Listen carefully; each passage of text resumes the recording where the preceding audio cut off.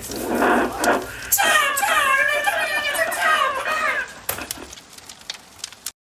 right, what's up, Chow Hounds? Welcome to CHOW'S On, where I teach you how to cook some good firehouse meals. And this channel is especially for the young guys who don't know how to cook. So visit my channel and learn how to cook some great meals for your crew. So today I'm wearing an Engine 35 shirt, the Red Buffalo.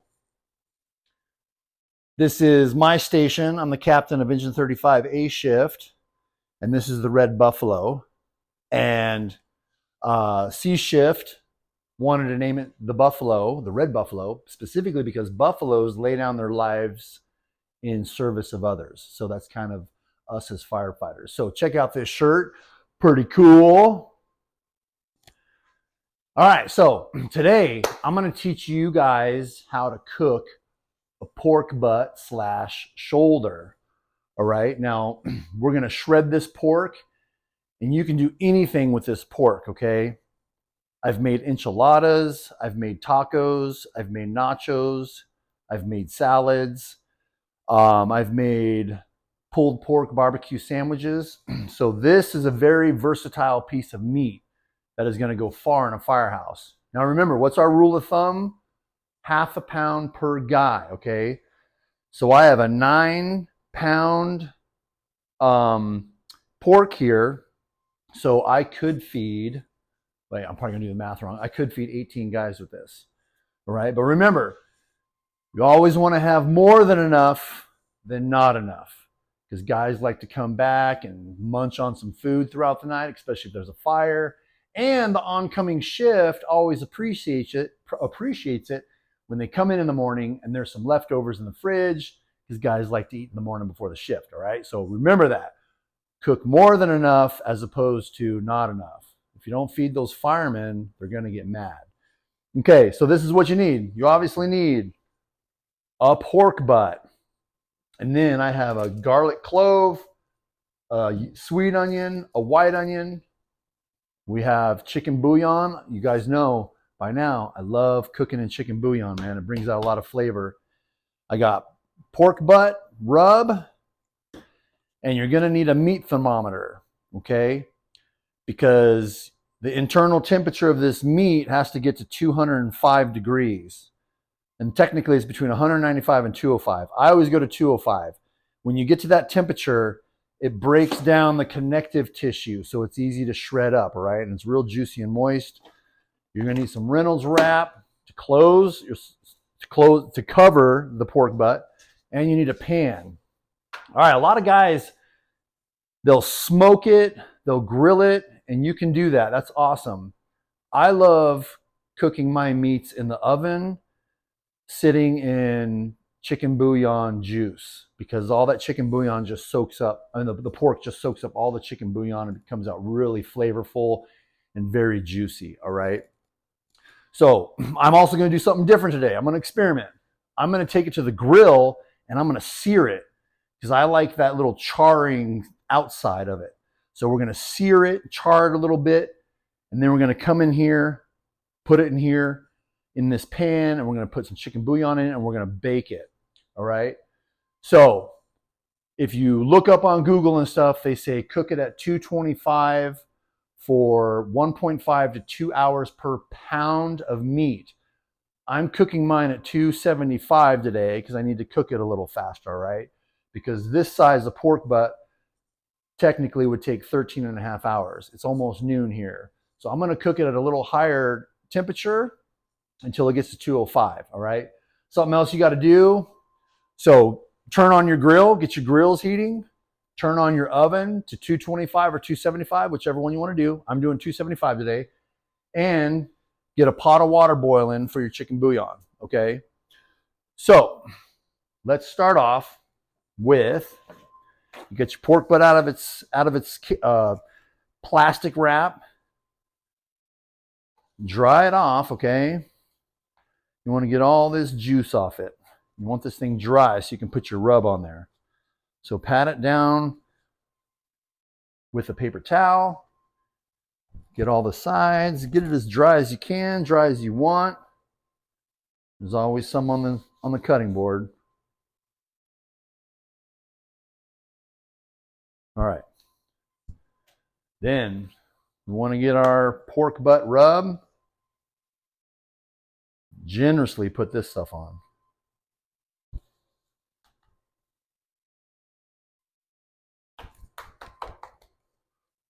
And get all the sides. Wow. It's making me cough. That's some spicy stuff. This is good shit here, man. I love this pork butt rub. It's so good. And it's about to make me sneeze. Oh my God. Woo! That's some good rub right there, boys. All right, coat your sides. Got that side coated. And then this is where all the flavor is at. So you want to give this side a really good coat.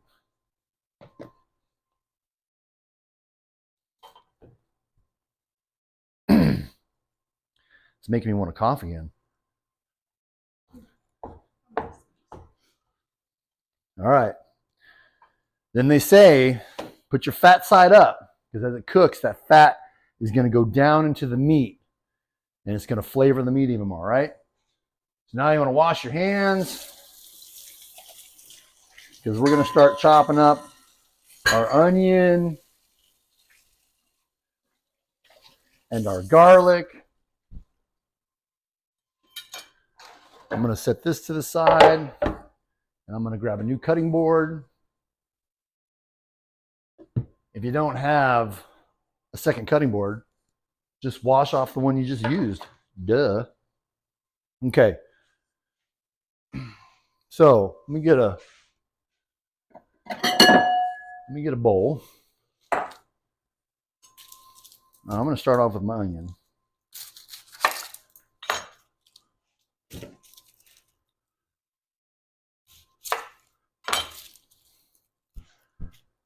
All right, sometimes you get onions from the store, and look at that.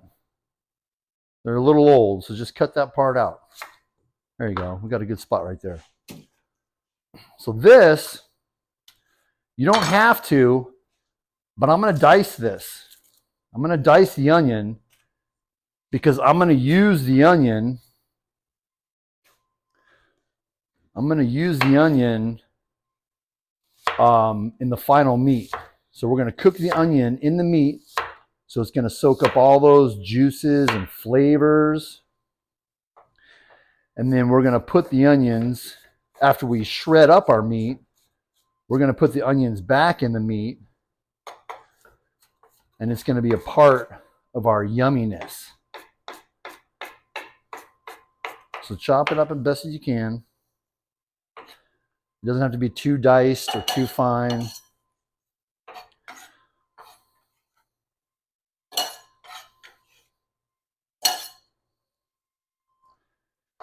Now, a little rule of thumb.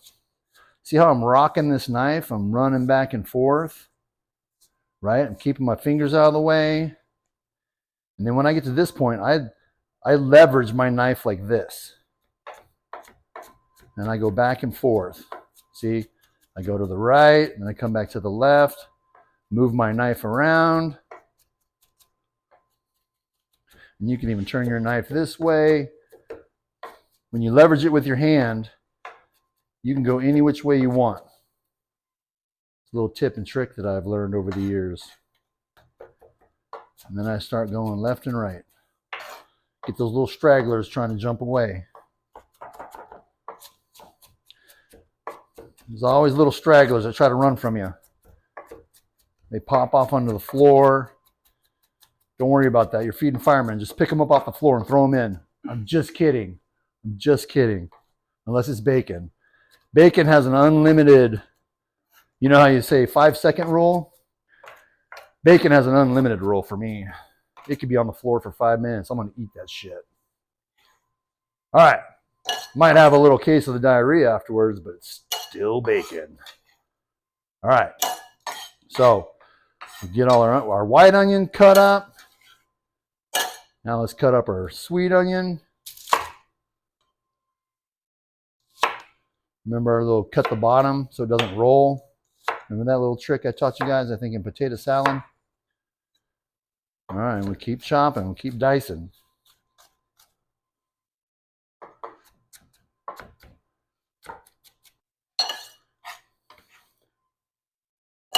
Yep, sometimes they get away from you. Sometimes they fly, they run. They run from you. They don't want to get cooked.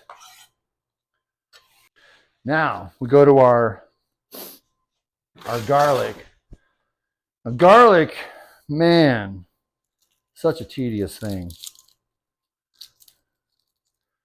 I don't even mess around with the small ones. I get the big bulbs. Oh, this is all shitty.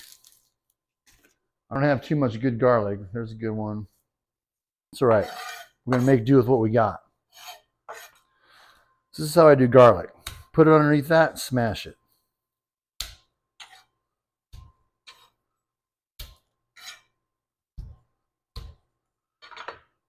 And you peel off these little skins. Such a tedious job. But man, garlic's the best. There we go.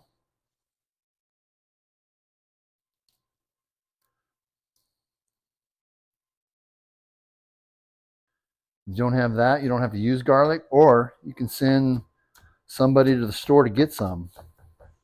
And just chop up your garlic a little bit. It doesn't have to be too fine. You just want that flavor coming out. All right. I'm throwing in my onion mix. Okay. Now, let's get a spoon. Let's come over here and do our chicken bouillon. Remember, you can add to, but you can't take away. I'm always telling you guys that. You can add to, but you can't take away. So add a little bit at a time. Remember, chicken bouillon's real salty. It's got such good flavor, man. I like it better than beef bouillon. I mean, beef bouillon's good. If you don't have chicken bouillon, use beef bouillon.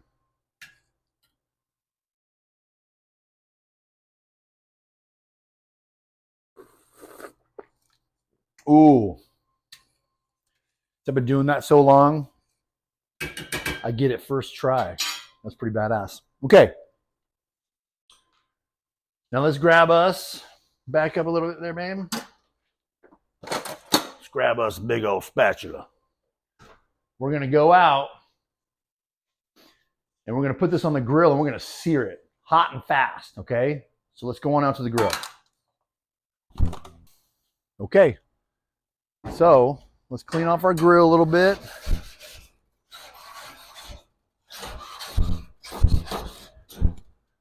All right, then let's sear this puppy. I'm going fat side up first. Let's let that sear for a few minutes. Let's get a nice little char on it. I'm going to sear just maybe like 3 or 4 minutes on that side, and then I'm going to flip it. All right, we're going to check it. Oh, yeah, look at that. Look at that heat. Love it. Oh, yeah. I like that char right there. That turns out good. Let me turn my heat down just a little bit. That's that good, crispy char that I like on my meat. Especially when you shred it all up and you mix it all together. You got little burnt ends and stuff.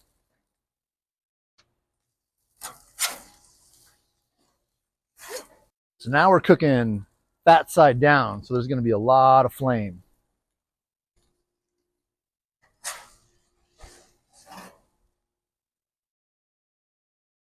I'm just moving it around. I don't care about that stuff burning off the grill.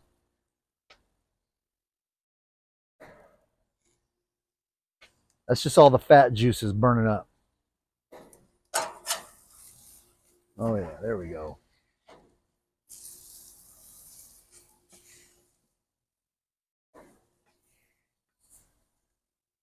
I'm gonna try to get the sides too.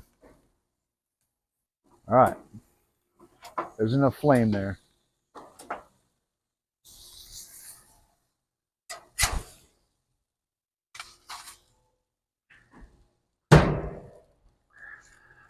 All right, as you can see, I seared it up. And now we're going to go bake this little baby. Whoa, that's hot. Ready? Go. All right, I put the fat side up, okay? And then I'm going to pour all these onions on it. Onions on it and around it.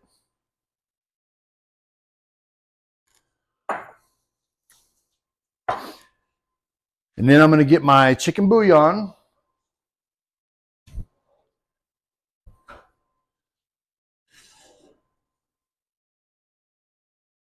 I'm going to pour it all over it. All right, so I didn't mix up the chicken bouillon that well, but I'm still going to use it. I'm going to put it down in the mix. Smash it up a little bit, break it up.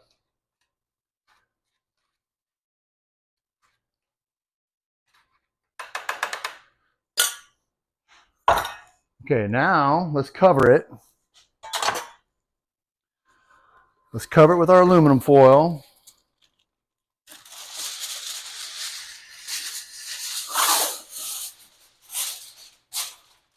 And when you cover it, you want to try to seal it as best as you can. It's a pretty big pork butt, so it's not going to seal up very well, as you can see. But seal it up just as best as you can, all right?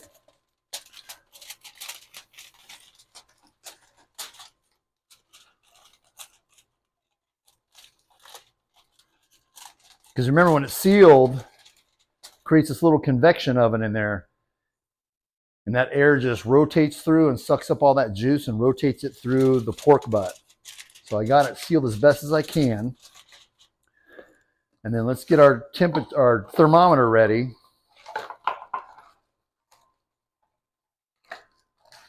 So I have this thermometer that Bluetooths to your phone.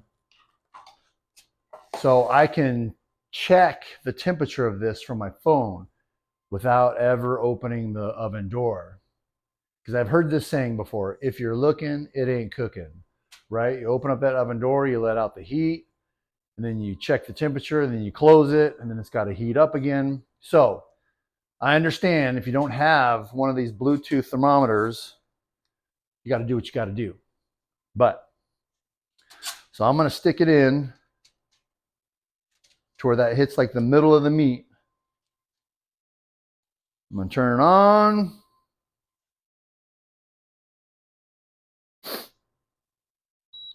There we go. Okay. Bring it over here, open the door, slide this puppy in.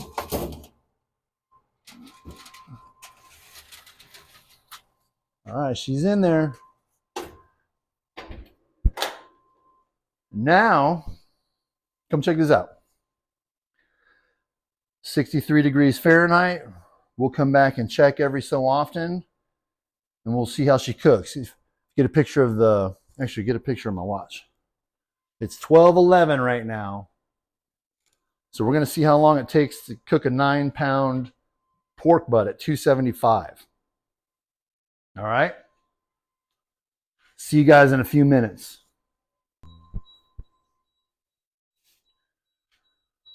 Okay, she's going off.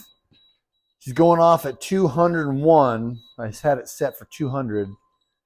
Remember, 205 is the highest number they'll allow you to have the connecting tissue fall apart. So we're going to bring it out at 201, and we're going to let it rest for 10 minutes. Let's pull this out.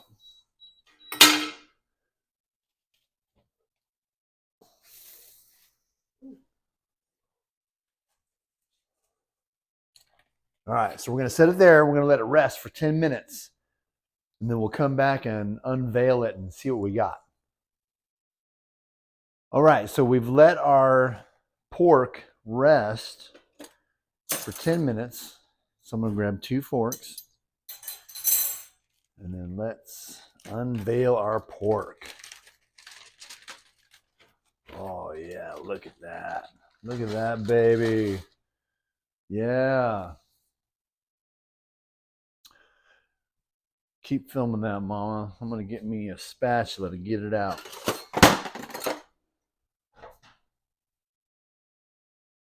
All right. So let's take this out.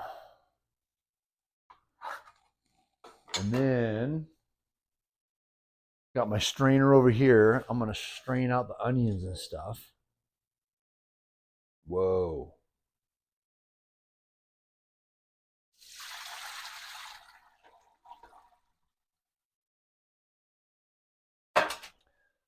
So I want all that goodness back in the meat, right? Okay, so now we come over here. Let's get us a bowl. Let's get us a bowl. Now, there's a bone in here somewhere. Oh, yeah. Look how that comes apart. Ooh, that's hot. So I like taking this bone, let the thing cool off a little bit. And then I'm going to use the bone to smash up all the meat. But let's try this meat. Let's try this.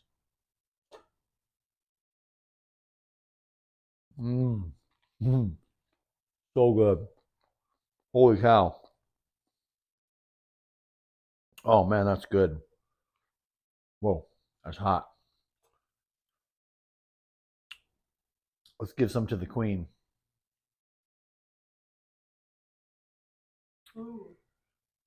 That's good, huh?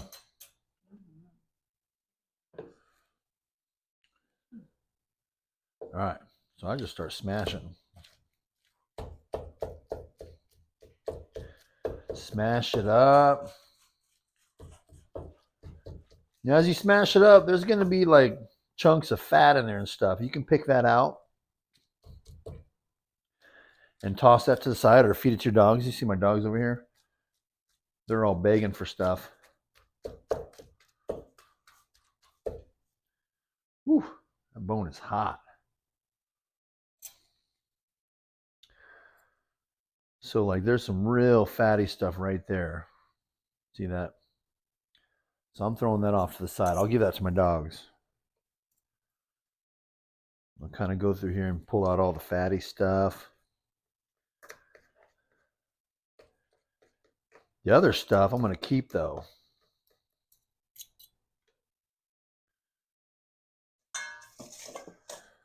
This is kind of a time-consuming process.